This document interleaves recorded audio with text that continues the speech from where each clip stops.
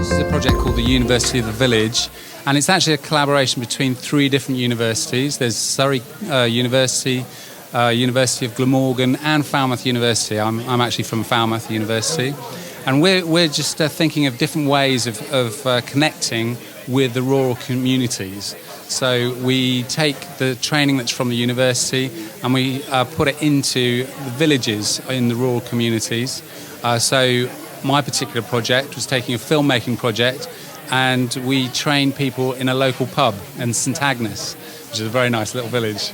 I draw the right straw for that one. So yeah, we basically asked them what they wanted to be trained at from the university. So it's a bit of a kind of negotiation about the type of training as well. So can that be anything that the university already runs as a course, or even things that they don't do? Things that we do, obviously, but we gave them a small choice, quite a large choice actually, but they actually honed it down to film. They wanted to make a film about St Agnes.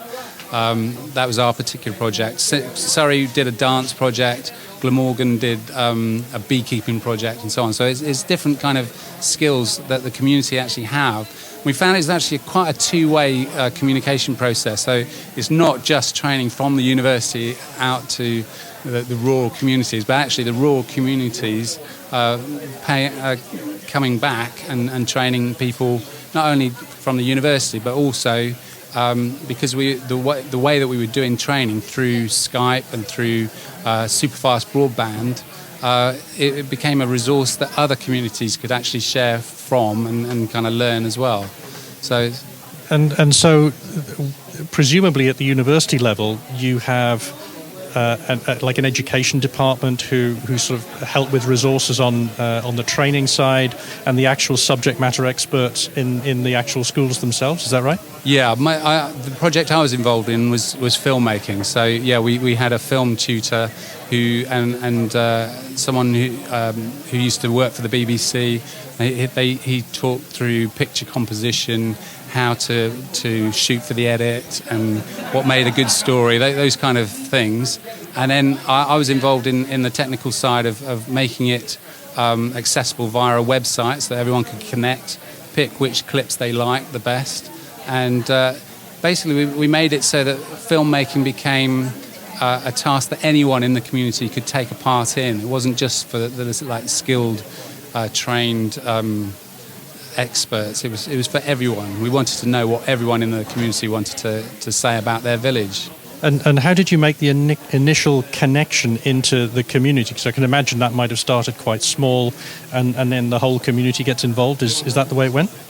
Yeah, well, in St Agnes it worked quite well because we knew the landlady from Driftwood Spas, which is the place where we actually did the training. And in fact, she's here today somewhere.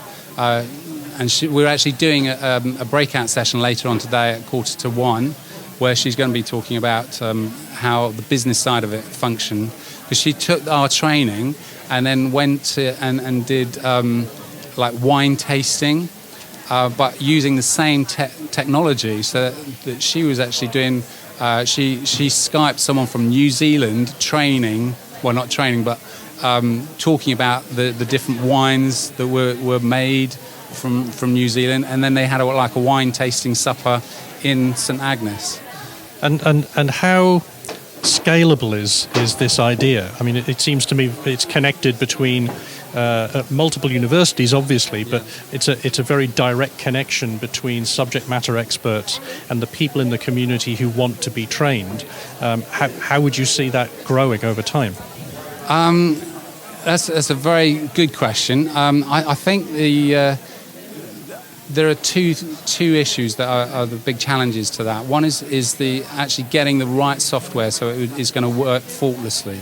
When it worked faultlessly, it was amazing. Everyone said it was as if the trainer was right in the room. We could connect with him, we could interrupt him and or her, and it was a very interactive kind of session. So let me get this straight. You had training that was going on in a pub, and your lecturers, etc., were happy being remote from the pub? Yes. It's a surprising one. But yeah, just for the sake of the project. So the whole thing, the whole philosophy is that it's remote training. Yes, but as interactive as possible as well. So, yeah, and like I say, it scales up globally. So you could have someone in New Zealand coming and doing the training from New Zealand, or just a presentation. And so the technology is an issue there. The other thing is you've got to have a really good community, and St Agnes was a great community for that. So if you got people who work together locally well, then the whole thing will just fly. And I guess two questions just come to mind from that. You mentioned technology is an issue, and many of the communities, certainly that you're showing here, are rural communities where the technology in terms of things like availability of broadband are actually very limited. How did you cope with that? Well, in Cornwall, we're quite lucky, actually, because we actually have had quite a lot of funding to get super fast broadband. BT have funded that. We were actually a lot faster than Surrey, actually. So they had problems with a broadband connection. But yeah, we were okay. So as long as you got a good super fast connection, then. And my second question, it just goes back to how you connected with the community. How did the connection? Who was it in the community that started this off, or was it the university approaching someone in the community? How did you target the people, or how did they target you? Well, we went to the local pub, and we asked there and said, would this happen in the community? They said, yeah, do it. We'll see who's interested. We held an initial meeting, and probably about 25 people turned up for that. So there was a lot of interest straight away. And why did they choose filming? Do you know? There were several ideas they wanted to do initially. So there was filmmaking. They wanted to do an iPad app, and they wanted to do. I think they wanted to do sculptures. It was another thing that they wanted to do. So all very skilled jobs. But in the end, they thought that filmmaking was probably the most accessible to everyone. And in terms of how the project develops, is this the kind of thing that you're hoping will grow because universities will start to reach out to their local communities more, or do you think this is the kind of thing that might get picked up commercially? Well, we're just testing the waters really to find out where it should grow. The project we're doing at the moment with the University of the Village is not a filmmaking course; it's storytelling. So we're looking at ways of developing creative writing, which again is that's where the community have actually brought us to, rather than us trying to impose our university training on people. They said, well, we want training in this particular subject, and it's something we can give them. So. Great. Thanks very much, Jem.